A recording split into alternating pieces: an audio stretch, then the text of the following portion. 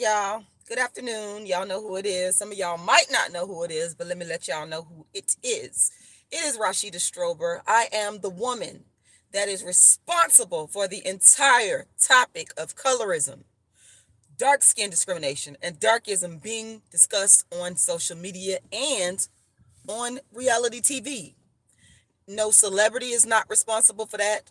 No other person on social media is responsible for that. I brought the topic to the internet. Give me my respect. I'm taking my respect. And that's what it is. I have a book that I'm working on right now. It's called Inventing Dark Skin Activism, the Rashida Strober story. And I'm letting everybody know about how I invented this lane of talking about dark skin and colorism. The first platform I created in 1998 called Dark Skin Activism. I brought it online. People said I was crazy. They mocked me, then they copied me. They mocked me, then they copied me. But you're not the dark skin activist. I've written more books on dark skin than anybody in the world. I don't care about these celebrities jumping on my bandwagon. I don't care if you're a dark skinned, bald headed celebrity female jumping on my bandwagon. You're not the dark skin activist. I don't care if you're faceless up on YouTube. You're not the dark skin activist and you did not create this lane. It's only, I'm your mama. I'm your mama. Say thank you. My website is darkskinactivist.com. You can go there and get a free download of my book, Darkism 25 Ways Dark Skinned People Are Discriminated Against. I coined, meaning created the word darkism, because colorism is a word that does not, colorism didn't go far enough to describe the unique circumstances that dark skinned people deal with, exclusively to dark skinned people. That's why I, out of this brain right here, what is nappy hair on my head, I created the word darkism, which means dark skin discrimination. And you need to read my book. There's a free download at my website, but which is darkskinactivist.com. But if you want me to send you an autographed copy of my book, Darkism, Token Dark Girl, the It Dark Girl of the Moment, or Dark Skin Woman's Revenge, you can go to my Cash App, which is $Rashida Lala. Once again, my Cash App is $Rashida Lala. And you can send me $40. The books are $40 each if you get them directly from me. And I will send you an autographed copy of one of my books. Okay? Credentials. I have a bachelor's degree in history from the University of South Florida. I have a master's degree in political science from the University of South Florida. Hi, haters. Hi, haters. Hi, haters. Hi, haters. Hi, haters. Yeah, I earned my master's degree in political science, and I didn't have to try. I came from here. It came from here. Okay. Okay. Anyway, I've written more books on dark skin than anybody in the world. I have a show that I'm going to be doing on the Dark Skin Activist Tour that I created back in 2006. I'm going to do the show somewhere towards the holidays. It's either going to be November or December, Thanksgiving, Christmas, or New Year's. As the creator of the first platform in terms of building a brand creatively around dark skin, I'm the first person to do that. I produce shows on the Dark Skin Activist Tour. Most recently, I produced a show in Atlanta called The Dark Skin Woman's Revenge. It's my one woman play about dark skin. It is the definitive play about dark skin, which everybody be stealing from. Everybody be stealing from, child. But you're not the dark skin activist. But anyway, it was pay-per-view live stream. People were able to watch it from the comfort of their own home. And I'm going to be doing the same thing with my next show, which I'm not going to tell y'all the name of it. When I do the promo, y'all going to know. Niggas Goliath. You said, when are you coming to the UK? You know what? I would love to come to the UK. And hey, Ebony Soul White, what's up? Hey, everybody out there that's watching, make sure you subscribe. Oh, hit the notification bell, because that's how you will be notified when I go live. Okay, make sure you do that. All right. So let me tell y'all something. See, I be getting triggered. Okay. And I ain't gonna say no names. But let me tell y'all something about some black men. Some black men really don't like natural haired black women. They really prefer a woman that has straight hair. Whether she get that straight hair with getting a perm, which in this day and age, I'm not sure why a black woman would have a perm, but anyway, and whether she get it with a perm, whether she get it with getting her hair pressed, a blowout, it's a variety of ways to achieve that straight look. Or if she get a sew-in, weave. There are a lot of black men out there that claim that they like natural hair. Black women, they want black women to be all natural and this, that, and the third, but they're not telling the truth. Because I had a situation where a black man that I know showed his true colors when it came down to me and my hair. And see, my hair is, I have a head full of natural hair on my head, honey. And I'm proud to say that I've had natural hair, just like I've been a dark skin activist. I've been conscious for a long time. I didn't have to come to YouTube and watch people on YouTube talk about being conscious as a black person. I was conscious before there was YouTube and before there was social media. I've been wearing my hair natural since 1996, honey. Okay. I've either had loose natural hair, sister locks, or dreadlocks. One of the three. Okay. So, and this person kind of shocked me, but they seen some pictures of me with my hair flat iron, because my hair is loose natural right now, and it's very long and thick, and you know how black women with loose natural hair, a lot of us will, the air conditioner is too cold. A lot of us, you can't see the length of our hair because of the shrinkage. And I don't got to prove to nobody that I got long hair. I don't have to prove to nobody. This is my hair on my head that God gave me. Knew how to grow my hair out because I take care of myself. I'm a vegan. I drink a lot of water. I know how to grow my hair. It's not that big of a deal. I've had long hair ever since I was a little girl.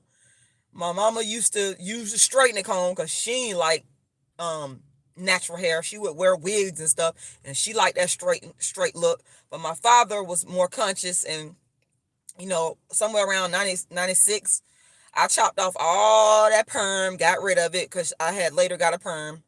And I started growing out my big old afro. So I've been natural. I ain't had to watch YouTube. I'm very proud to say that. I don't jump on trains, honey. I'm my own leader. And you should be your own leader too. Use your own mind. So, yeah, the whole thing is this. This person saw me with my hair pressed, flat ironed. And they proceeded to go crazy, and they was like, "Oh my God, they was letting me know, basically. They were saying that I looked better with my hair flat ironed, and that they really, really, really, really, really, really, really wanted me to wear my hair flat iron." And I was like, I tried to explain to this person that sometimes I will flat iron my hair. The only reason I will flat iron my hair is if I'm doing like my show, because I'm playing 5 different characters. Close that door. I'm playing like 5 different characters. And sometimes in order for me to be able to slip the wigs on that of the characters that I'm wearing, because there's different characters with different looks, I need my hair to be slicked down and easy to get over my head. So that's the reason why I had my hair pressed. And that was for every picture that you saw my hair pressed in. I wasn't pressing my hair out or wearing my hair straight because I thought it was the greatest thing since sliced bread, or I didn't like my own hair. It's business, straight up business with me. But in my everyday life, I wear my hair natural because I love my natural hair. I wear twist, some form of a natural style. Usually it's twist. Sometimes I'll put it up in a big old ponytail, sit in the top of my head. Sometimes I'll put my scarf on over it, the hijab look. Shout out to the Muslim brothers and sisters. I like natural hair better. To me, it's my thing. I'm not a black woman that feels like, oh, I've arrived because I went and got my hair flat ironed. No. It looks nice and all, but I'm good. I don't need to I grew up with long straight hair, okay? I had long straight hair when I was in middle school. My mama, like I said, she didn't flat iron. She used the straightening comb.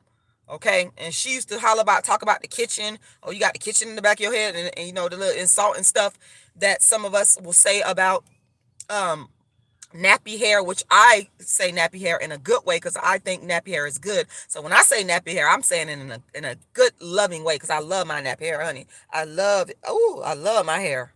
I have such beautiful hair on my head. Okay, but this person was just so like, oh my God, your hair. Like, I'm like, wait a minute. I was born. Okay, not sure what happened there, guys, but like I was saying, I was used to having the straight look because I grew up like starting really in middle school. My mom would straighten my hair, so that was no big deal to me. I was used to going to middle school with long straight hair. My mom has pictures of me back in middle school with hair like mid back length. I had very long hair. I have thick hair, and she liked the straight look. My mama got a lot of hair on her head too. It runs in our family. But my mama, the difference is my mama did not like natural hair. She liked the straight look, so that's why she did that. That's why she straightened my hair, and then eventually, God bless Sister Anderson. She's the stylist. She passed away, but she used to do my perm when it was time for me to get a. When my mom felt like it was time for me to get a perm. Sister Anderson, she would do my perm, and I would have to clean up the shop in exchange for getting my perm. Because the thing about them perms, if you don't get them things done, oh my God, your hair will fall out.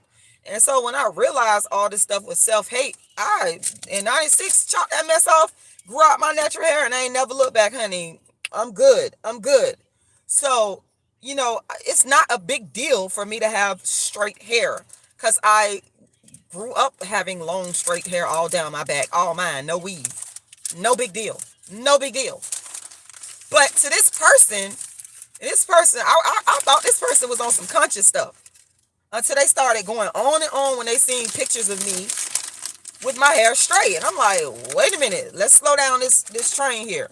And that made me realize that this person is not as conscious as they think they are, because this person is into black women with straight hair.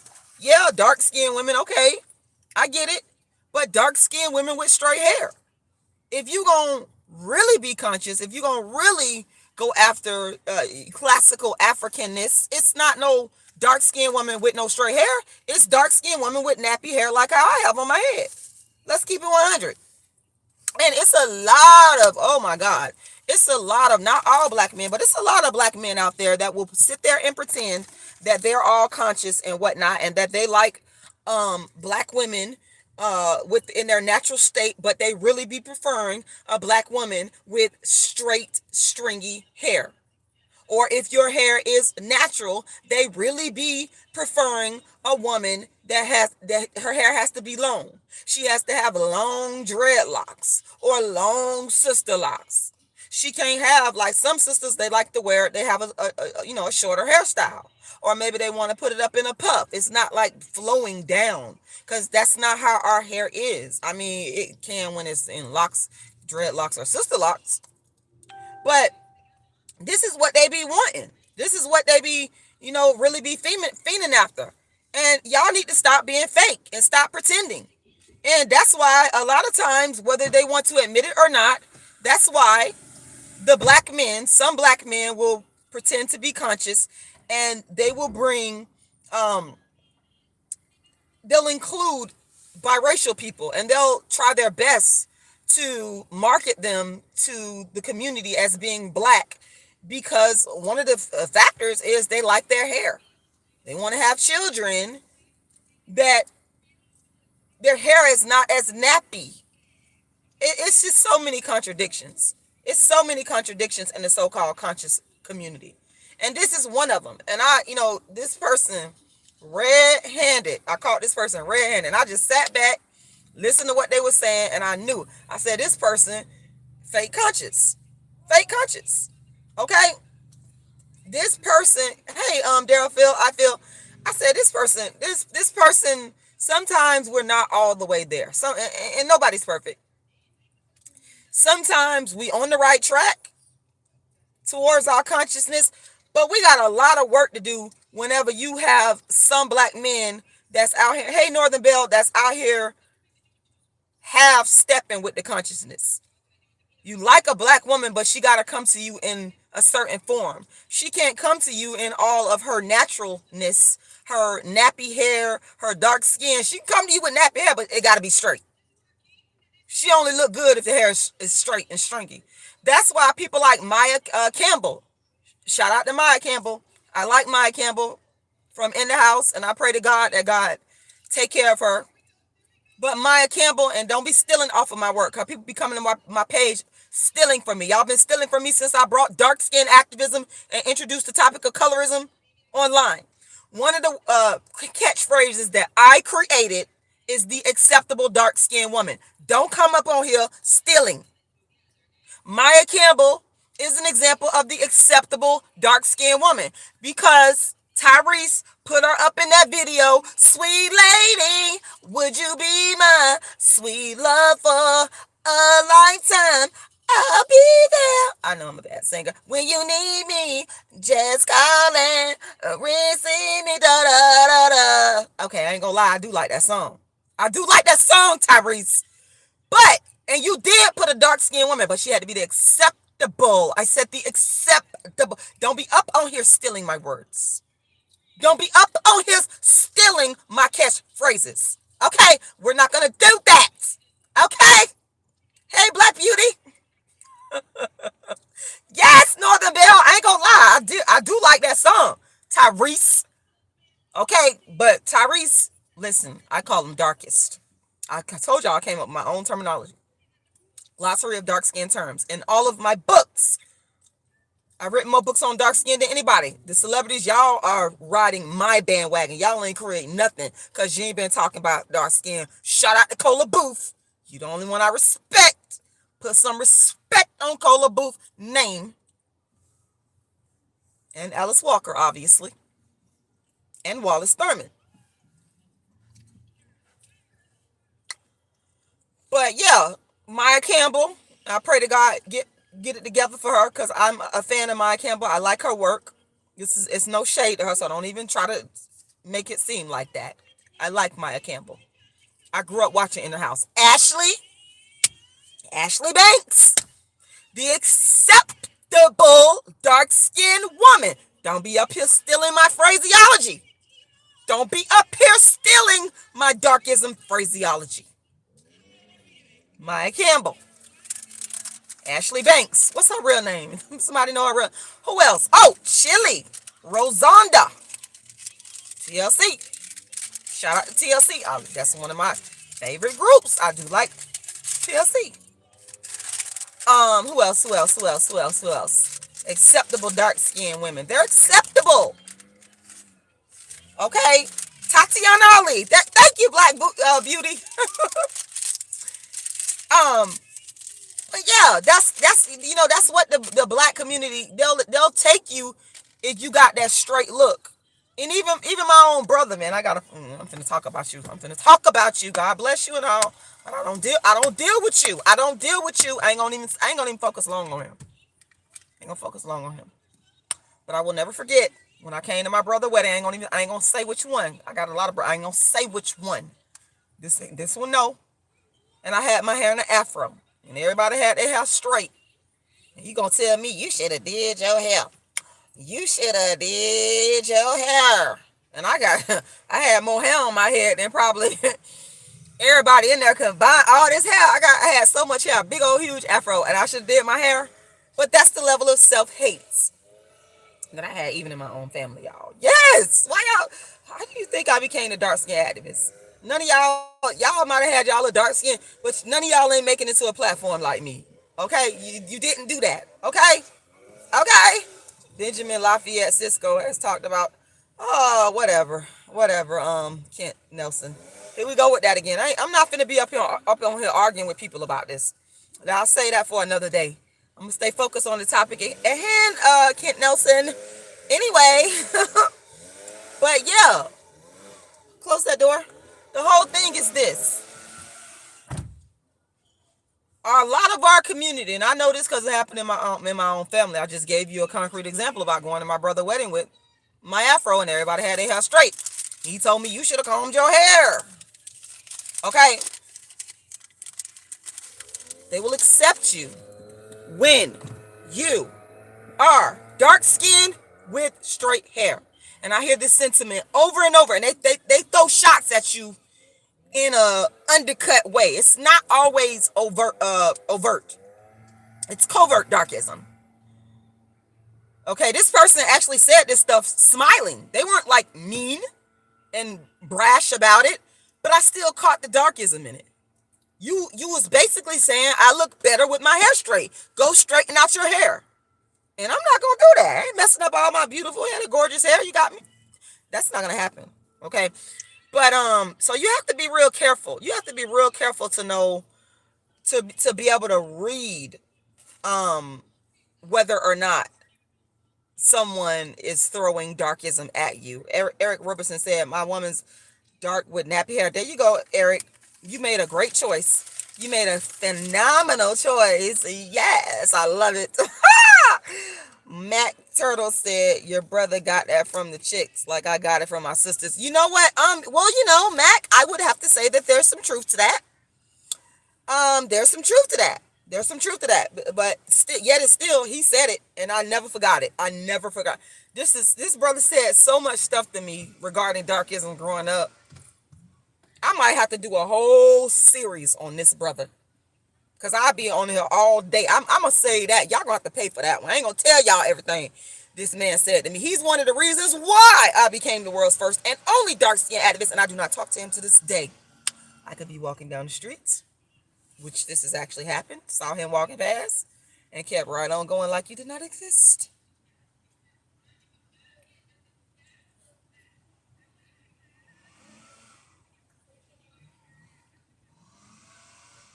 Moving right along.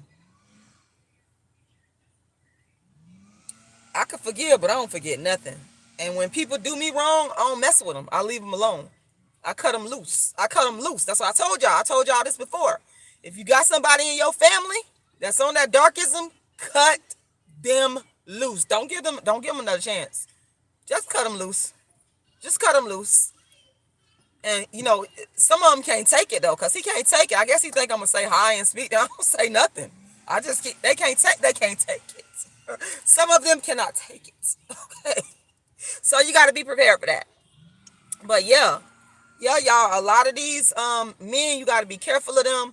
They run around here calling themselves conscious, but yet it's still their preference when it really come down to it, and they will let you know. You just have to be paying attention that they prefer the straight hair. Okay, and what you have to do, because what I had to do is I had to break it down to this person. I had to educate them on the fact that they were not all the way there. They had not all the way arrived in their level of consciousness the way that they think that they had arrived. And I let this person know that. Because if you think that I look better in a form, with my hair in a form that's not natural, my hair does not grow out my head straight, and you trying to tell me I look better that way versus this way, something is wrong with you. Check your consciousness. And that's what I had to let this person know. And that's what you got to let them know. And on that note, it is the world's first and only dark-skinned activist. The reason anybody online talks about colorism or darkism, the reason anybody on reality TV talk about colorism or darkism, the reason any celebrity writing a book on dark skin. I did it first. You're not the dark-skinned activist. There's only one dark-skinned activist, and you looking at her. Rashida Strober, the world's first and only dark-skinned activist, the creator, the designer, the architect of the first platform in history for the eradication of darkism and colorism called Dark Skin Activism that I created back in 1998. Now, you can get my books on Amazon. You can go to my website, darkskinactivist.com. You can get my books directly from me if you want. The books are $40 each. You cash app me, Rashida Lala, $ Rashida Lala, $ Rashida Lala. That is my cash app. I have Darkism available. I have A Dark Skin Woman's Revenge, and I have Token Dark Girl available. I will be performing another one of my shows on the Dark Skin Activist Tour towards the end of the year, so look out for that. You can go to my website and sign up, become a member. You can also download a free ebook copy of Darkism, 25 Ways Dark Skinned People Are Discriminated Against. Make sure you like this video. Make sure you share this video. Make sure you hit the notification bell so that when I go live, you will be informed. Okay, that's very important. Okay. Hey, Caramel King Juicy. Black Beauty said, I'm the darkest out of my siblings, so I know what you mean. Yes, girl. Ooh, child. I was the only girl at that. Oh, I'll be here telling y'all stories all day. I'm gonna have to make y'all pay for some of my stories. I ain't gonna give y'all everything for free. But anyway, I'm signing out. The world's first and only dark skin activist, Rashida Strober, darkskinactivist.com.